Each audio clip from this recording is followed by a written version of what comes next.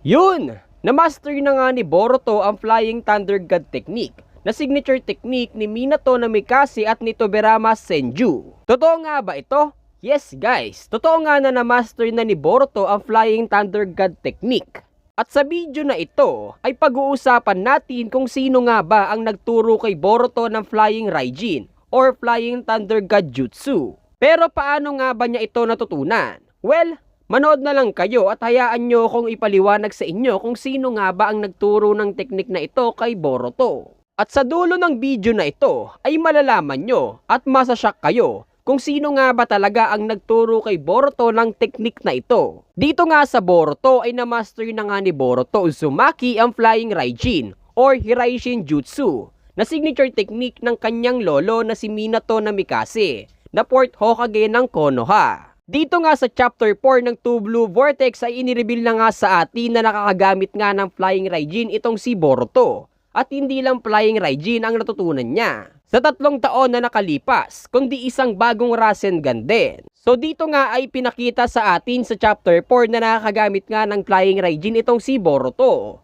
na kung saan ginamit nga ni Boruto para mapuntahan yung dimension at para makapag-travel sa dimension kung nasaan si Code. At ginamit nga din ito ni Boruto para makapasok sa Konoha at iginagulat nga yan ng mga sensory ninja at also ng Hokage. Dahil syempre, may nakapasok na isang ninja nang ganon kabilis sa barrier na hindi nila nalalaman. At ito ngang si Boruto ay sunod-sunod ngang ginamit ito against sa mga Senju God.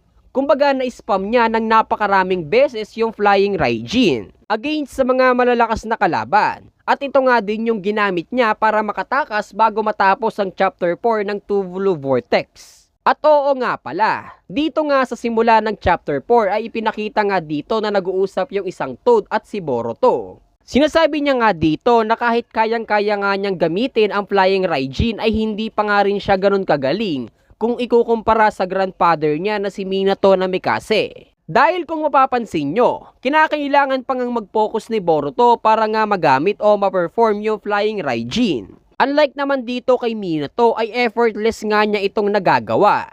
What I mean is, hindi nga niya need mag-focus para nga ma-perform yung Flying Raijin. Kumbaga, sa sobrang biyasa nga niya dito ay nagagawa niya ito naturally. Pero for me nga guys, itong nagawa ni Boruto ay ibang-iba at mas malakas pa kesa sa mga ginagawa na Flying Raijin ni Tobirama Senju at ni Minato. Even though hindi nga siya ganun ka-skillful katulad ng kanyang grandfather na si Minato. Pero yung Flying Raijin na nagawa niya to teleport doon sa Kara hideout, which is sa ibang dimension, na only accessible nga lang para sa mga space-time ninjutsu, na kahit si Tobirama or Minato ay never use this kind of technique in this way, or makapag-travel o teleport ng ganun kalayo. Kumbaga yung kaya lang ng range ng teleportation ni Minato at ni Tobirama ay within the range nga lang nila, or malapit lang sa kanila, basta may tanda ng Hiraishin technique. Pero itong ang nagawa ni Boruto ay sobrang layo at umabot pa nga sa ibang dimension. Kaya naman kahit hindi pa nga siya biyasa dito ay napakagaling na nga ni Boruto.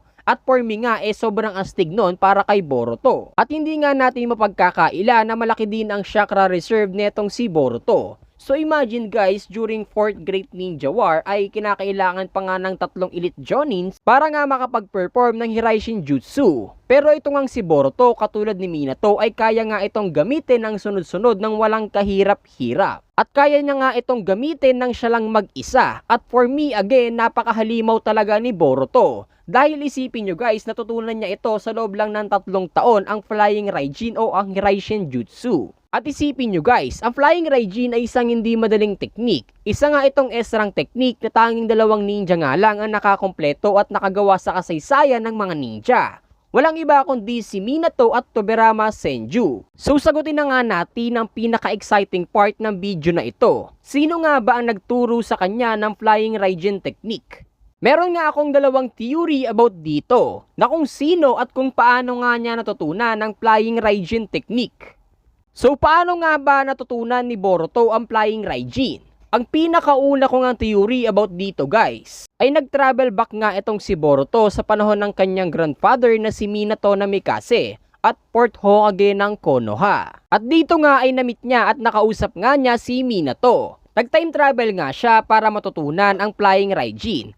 at para matutunan at mas ma-develop pa nga ang kanyang Rasengan. So possible na ganito yung nangyari, since alam naman natin sa present time ng Boruto 2 Blue Vortex ay walang sino man ang nakakagamit ng Flying Raijin. So meaning wala ring magtuturo kay Boruto ng teknik na ito, kundi ang grandfather nga lang niya na si Minato. Kaya naman nag-time travel nga siya pabalik sa panahon at kung saan nabubuhay pa nga si Minato na Mikase para turuan nga siya ng kanyang signature technique na Hiraishin. At hindi naman ito imposible na mangyari sa Boruto series dahil syempre makikita nga natin sa Boruto Next Generation na nagawa nga ito ni Sasuke at Boruto na makapag-time travel sa panahon na kung saan nagtitraining pa lang si Naruto at Master Jiraiya. At ang pangalawang theory ko nga na karakter at pinakasusi at sagot na kung paano nga ba natutunan ni Boruto ang Hiraishin at kung sino nga ba ang nagturo sa kanya neto. Well, walang iba kundi ang clone ng isang legendary Sannin na si Master Jiraiya.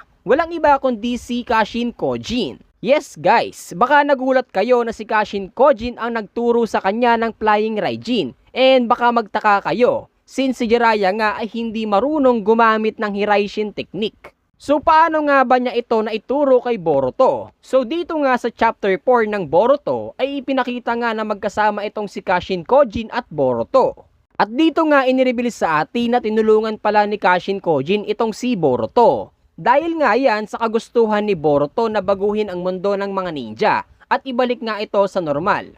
At si Kashin Kojin at si Boruto nga ang magkasama sa loob ng 2 taon during time skip ng Boruto. At possible sa loob ng 2 taon na yon ay possible na sobrang daming natutunan ni Boruto kay Kashin Kojin.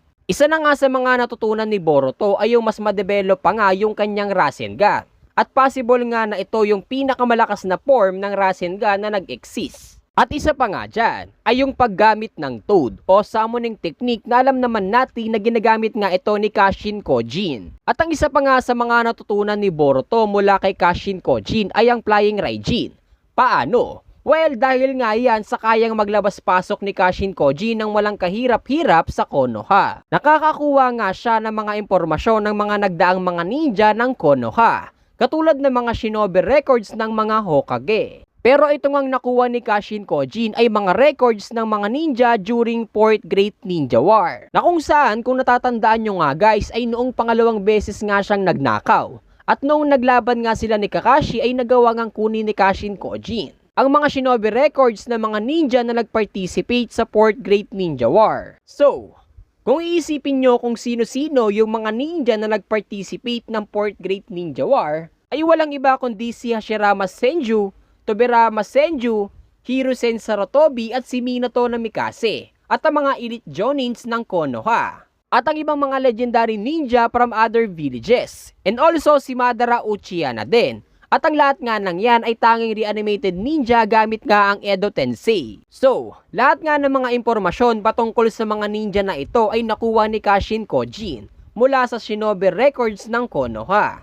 Yes guys. So baka may magtanong, bakit nga ba mahalaga ito? Yung records nga na ito ay naglalaman ng mga teknik ng mga bawat ninja na mga nag-participate ng 4th Great Ninja War. So meaning yung lahat ng mga unique technique ng mga ninja ay nakalagay sa shinobi records na nakuha ni Kashin Kojin. Possible din na ang Hiraishin technique ni Minato ay nakalagay din dito. Dahil kung matatandaan nga natin guys na ang Flying Raijin nga ang nagligtas sa lahat ng mga ninja during 4th Great Ninja War. Nagawa lang naman ni Minato na Mikase na mateleport papalabas ng barrier ang lahat ng mga ninja.